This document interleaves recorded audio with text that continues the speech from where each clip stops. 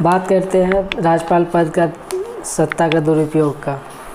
तो मित्रों, इसका शुरुआत 1952 या 1952 में प्रथम चुनाव के बाद से ही शुरुआत हो गई थी, जिसका शुरुआत या फिर बोले उसके बीज बोई थी देश का प्रथम प्रधानमंत्री पंडित जवाहरलाल नेहरू जी ने।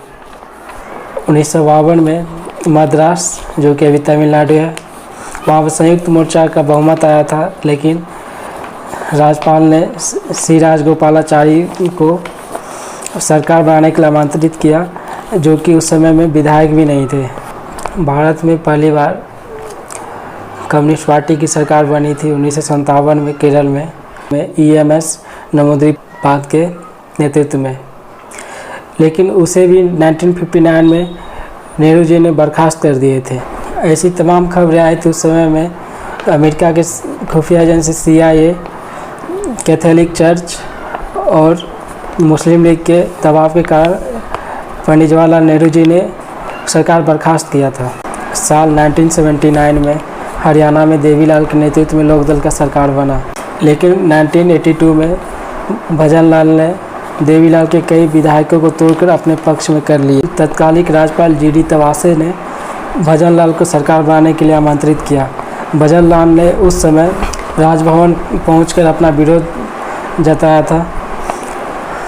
अपने पक्ष से विधायकों के देवीलाल के साथ दिल्ली के एक होटल में ले गए, लेकिन वहां से देवीलाल से नज़र छिपा के विधायक भागने में कामयाब हो गए, जिसके बाद भजनलाल ने हरियाणा में अपना सरकार बना लिया। 1984 में जम्मू कश्मीर में तत्कालिक राज्यपाल BK नेहरू जी ने केंद्र सरकार के दबाव के बावजूद फारूक अब्दुल्ला के खिलाफ, जो कि उस समय फारूक अब्दुल्ला वहाँ के मुख्यमंत्री थे, उनके खिलाफ रिपोर्ट करने से मना कर दिए थे। बाद में इंदिरा गांधी ने उन्हें हटाकर गुजरात भेज दिया और दूसरा राज्यपाल जम्मू कश्मीर में भेजा और वहाँ की सरकार को इंदिरा गांधी ने बर्खास्त कर दी थी।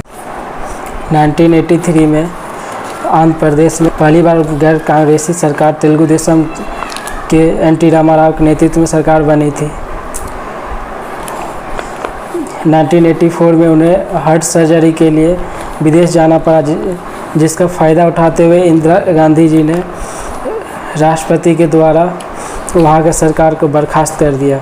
तत्कालीन वित्त मंत्री N भास्कर ने राज्यपाल के समक्ष दावा किया कि TDP के बहुमत में हमारे साथ है। उसके बाद राज्यपाल ने वहाँ की सरकार बर्खास्त कर दिया। हालांकि रामाराव फिर मुख्यमंत्री बहाल हो गए। कर्नाटक में पहली बार 1989 में जनता पार्टी की सरकार रामकृष्ण हेगड़े के नेतृत्व में बनी थी।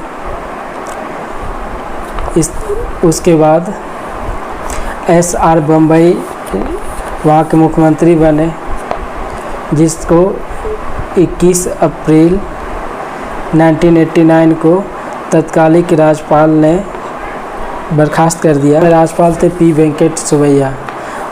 उन्होंने बताया कि सरकार अल्पमत में है, जिसके कारण उसको बर्खास्त कर दिया गया है। SR बम्बई जी ने विधानसभा में बहुमत साबित करने के लिए समय मांगे, लेकिन तत्कालिक राज्यपाल ने समय देने से इनकार कर दिया। बम्बई ने राज्यपाल के फैसले को सुप्रीम कोर्ट में चैलेंज किया। फैसला बम्बई के पक्ष में आया और फिर से तत्कालिक प्रधानमंत्री का सचिव से सरकार फिर से बहाल हुई। अब बात करते हैं साल 1996 का। 1996 में गुजरात में मुख्यमंत्री सुरेश मेहता जी थे। भारतीय जनता पार्टी के सुरेश वाघेला जी ने 60 विधायकों का अपने साथ होने का दावा पेश किए। तत्कालिक राज्यपाल ने उन्हें सरकार बनाने के लिए बहुमत साबित करने के लिए बोला। सदन में काफ़ी हंगामा हुआ। तत्कालिक संयुक्त मोर्चा की सरकार ने बीच में दखल देकर सुरेश मेहता का सरकार को बर्खास्त कर दिया और उस समय प्रधानमंत्री थे HD देवेगौड़ा जी। झारखंड में त्रिशंकु विधानसभा परिस्थिति होने के कारण तत्कालिक राज्यपाल सैयद सिप्ते रजी ने शिबू सोरेन को मुख्यमंत्री पद के लिए आमंत्रित किया। शिबू सोरेन ने मुख्यमंत्री पद का शपथ ग्रहण किए और 9 दिन के बाद बहुमत साबित नहीं कर पाए, जिसके कारण उनका सरकार बन गया। फिर अर्जुन मुंडा के नेतृत्व में भारतीय जनता पार्टी की सरकार, या कहे तो एनडीए की सरकार झारखंड में बनी। 2005 में बिहार में बूटा सिंह राज्यपाल थे। उस समय बिहार में विधानसभा में किसी का भी बहुमत नहीं आया था, त्रिशंकु हो गया था, जिसके कारण वहाँ पे बूटा सिंह द्वारा राष्ट्रपति शासन लागू कर दिया गया था, जिसके कारण सुप्रीम कोर्ट ने उन्हें कड़ी आलोचना किया। यूपीए 1 में केंद्रीय मंत्री रह चुके हैं हंसराज भारद्वाज को 25 जून 2009 को कर्नाटक का राज्यपाल नियुक्त किया गया। हंसराज भारद्वाज ने कर्नाटक में बहुमत वाली सरकार भारतीय जनता पार्टी के बीएस येदियुरप्पा के नेतृत्व वाली सरकार को बर्खास्त कर दिया था कि बीएस येदियुरप्पा ने फर्जी तरीके से बहुमत हासिल किया, जिसके कारण इसका बर्खास्त किया गया है।